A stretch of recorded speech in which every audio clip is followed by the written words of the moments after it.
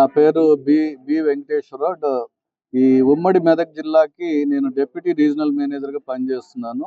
ఈ ఉమ్మడి మెదక్ జిల్లాలో 8 డిపోలు ఉన్నాయండి.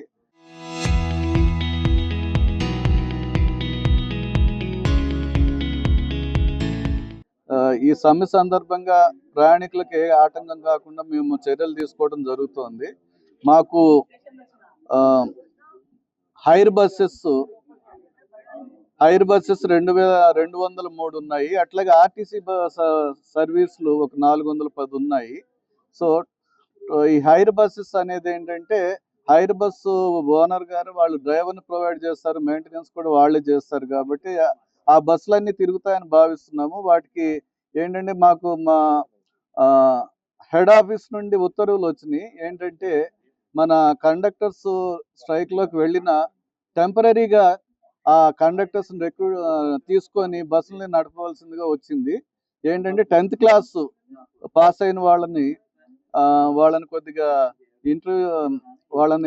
వాళ్ళతో కొద్దిగా ఇంటర్వ్యూ చేసి వాళ్ళ 10th క్లాస్ మార్క్స్ లిస్టు, తర్వాత వాళ్ళ ఆధార్ కార్డు మేము దగ్గర పెట్టుకొని సెక్యూరిటీగా వాళ్ళని కాస్త ట్రైనింగ్ అది ఇచ్చి మేము మా హైర్ బస్సెస్ 203 బస్సెస్కి కండక్టర్లుగా నియమించడం జరుగుతుంది.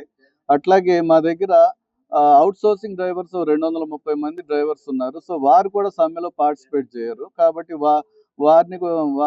వారి బస్సులకు కూడా కండక్టర్స్ నియమించి బస్సులను తిప్పడానికి ప్లాన్ చేస్తున్నాము. అట్లాగే మాకు డ్రైవర్స్ని కూడా మాకు పోలీస్ డిపార్ట్మెంటు, అట్లాగే ఈ ట్రాన్స్పోర్ట్ డిపార్ట్మెంట్ కూడా డ్రైవర్లు ప్లాన్ చేస్తున్నాము. వాళ్ళు కూడా డ్రైవర్స్ని పంపించడానికి రెడీగా ఉన్నారు. ఎందుకంటే మనం మ్యాక్సిమం బస్సెస్ తిప్పడం ద్వారా ప్రయాణికులకు ఎటువంటి ఆటంకం కలగకుండా ఉండడానికి అన్ని ప్రయత్నాలు చేస్తున్నాము.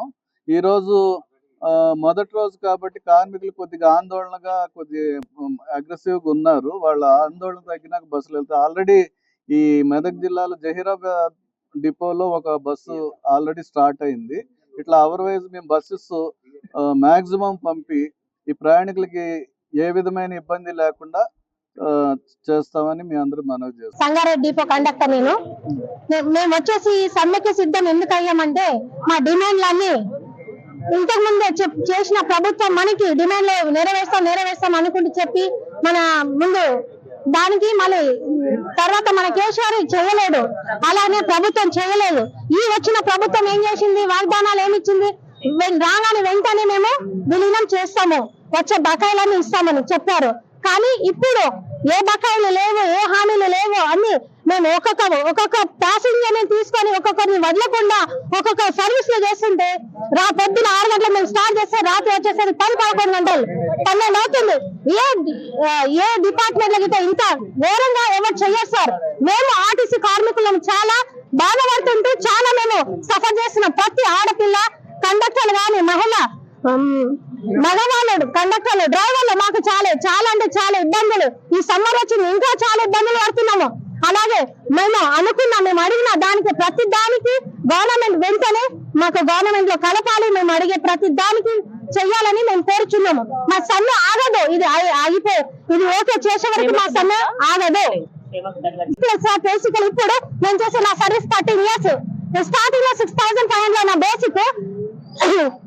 గత ప్రభుత్వం వచ్చినప్పుడు 40% ఇచ్చింది, 45%. అప్పుడు డబల్ అయింది. ఇప్పుడు వరకు మాకేం లేదు. 25,000 బేసిక్ మాకు వచ్చే జీతము. ఎంత కష్టం కాకుండా మేము చేసే ప్రతి నెల ఒక స్పెషల్ చేస్తే మాకు నెలకు వచ్చేసి అన్ని కటింగ్ అయ్యి 15,000, 20,000 అన్ని తగ్గించారు. మళ్ళీ సర్వీస్ లో పెంచాలి, కిలోమీటర్ మీద తగ్గించాలి. ముందు లాగానే నేను చేశాను. ఆన్ డ్యూటీలో మా డ్రైవర్ హెల్త్ బాగాలేదు, క్యాన్సల్ చేశాను. స్పెషల్ డ్యూటీ డే అవుట్ కిందకి ఇచ్చారు. ఇంతకు ముందు మనము 1 కిలోమీటర్ పోయినా 10 టికెట్లు చురుకున్నా స్పెషల్ డ్యూటీకి స్పెషల్ ఆఫ్ ఇచ్చేవాళ్ళు. ఇప్పుడు అలా ఏం లేదు. మాకు ముందు లాగానే మాకు ఆర్టీసీ మాకు కావాలి. అందుకే మేము సమ్మెకి సిద్ధం.